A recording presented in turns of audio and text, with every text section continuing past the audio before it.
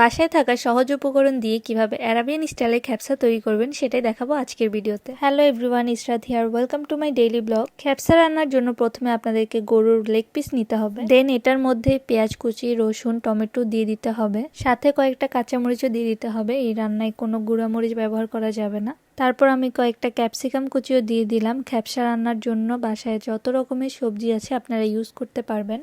তারপর একটু আদা কুচিও দিয়ে দিলাম, সাথে কিছুটা গাজরও দিয়ে দিলাম। তারপর আস্ত গরম মশলা যেগুলো আছে সেটা দিয়ে দিলাম, যেমন তেজপাতা, দারচিনি, এলাচি, লং, জয়ফল, জয়ত্রী সবগুলোই দিয়ে দিয়েছি। দেন হচ্ছে কিছুটা জিরে গুঁড়া, গোলমরিচ, গরম মশলা এগুলো দিয়ে দিতে হবে। তারপর সবকিছু একটু মিশিয়ে ঢাকনা দিয়ে রাখতে হবে।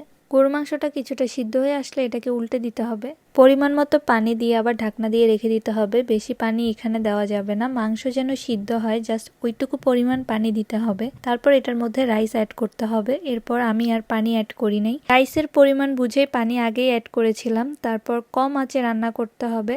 রান্না হয়ে গেলে আমি এখানে কিছুটা ধনেপাতা কুচি অ্যাড করে দিয়েছিলাম। আর এই তো ইজিলি সহজভাবে বাসায় তৈরি হয়ে গেল অ্যারাবিয়ান খ্যাপসা। আপনারাও কিন্তু চাইলে বাসায় খুবই ইজিলি কম সময়ে এই খ্যাপসা রেসিপিটা তৈরি করতে পারেন।